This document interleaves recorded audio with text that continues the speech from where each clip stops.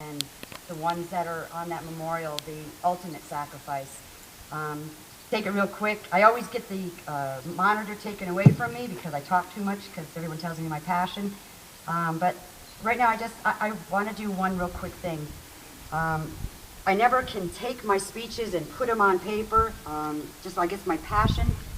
And my husband, I want to tell him that I love him so much because he takes my words and he just writes them down, and it's my words, but I can't put it on paper, and he just does it so elegantly, and he's just wonderful.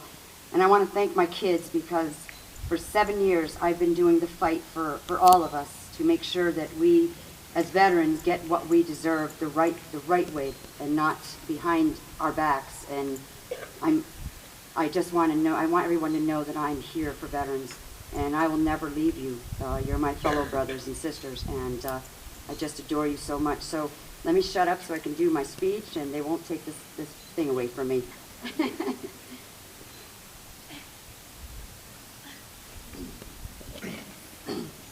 Having come from a family full of veterans and being a disabled veteran myself, I understand fully well the cries of a warrior.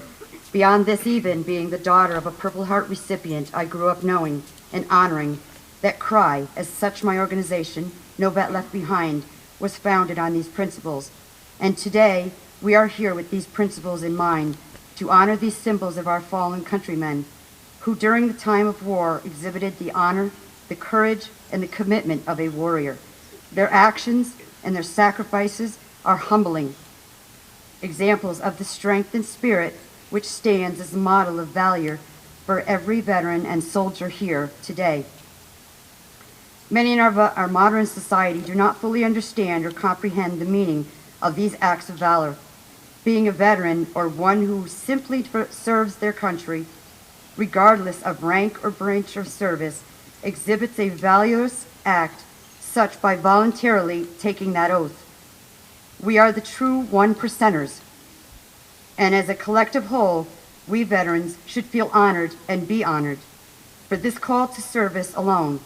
As veterans, we are service to our country, represents the full determination and bravery that many before us, and surely after we are gone, have needed and will need to fight the battles our military services often require us to fight.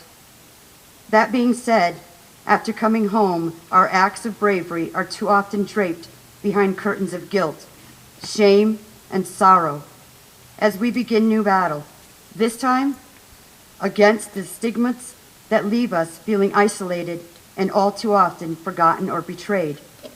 As a result, we are a collective struggle and suffer in the face of homelessness, divorce, suicide, and atrocious wounds, both physical and invisible. As a veteran, I am angered by these realities of life after service. But as a warrior and a daughter of a warrior, I am humbly resolved to continue that fight. That is, to continue advocating for and honoring my fellow veterans, living and departing.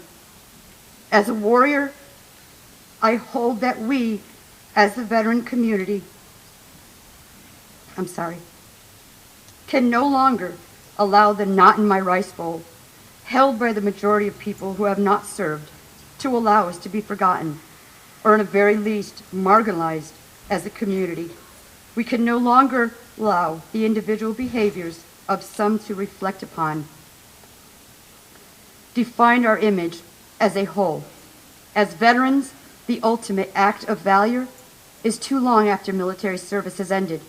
Continue to pay homage to our fellow veteran, especially those who have fallen on hard times, and to find purpose by getting actively involved.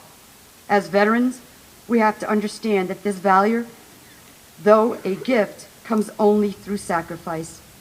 It doesn't come through training or idols alone, but through the learned experience of realizing and demonstrating the courage that exists in the heart of all warriors, past and present.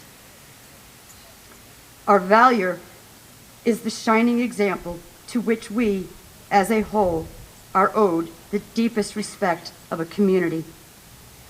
As veterans, we must embrace this and remain forever warriors, true to our deeds of service and the virtues this service was based on. We see it in the strength and the sense of sacrifice, often to sorrow, that radiates from the hands of every veteran and service member as they join together in saluting the ultimate symbol of our freedom. In closing, I would like to say that as members of a community and a society, veterans and non-veterans alike, we should never forget and express our gratitude to the warrior's sacrifice. For this is only through these sacrifices that our freedoms and liberties are protected. We should especially remember and be grateful to the valiant actions of those, in particular, those names grace this memorial, as well as all those who even now are serving us, especially those who are in harm's way. With that, I would also like to challenge us all, myself included, to stay actively involved in the cause of fighting the stigmas that our veterans continue to battle every day, every dark and lonely night, and offer a hand to and all veterans in need.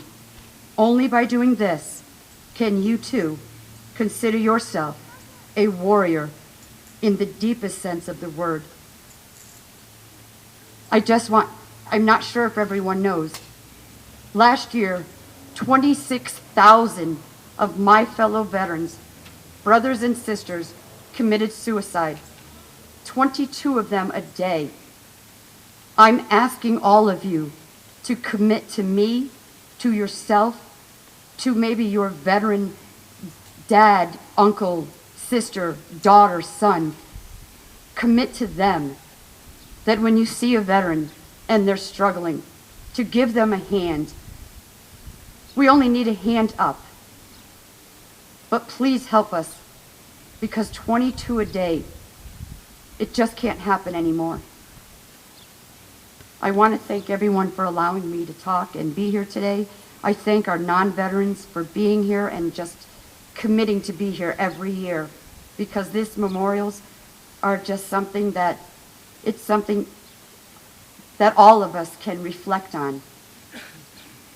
So with that, I want to say thank you very much, and thank you for allowing me to be here with all these very special people, and especially my fellow brothers and sisters. Thank you so much for coming. Enjoy the rest of the day.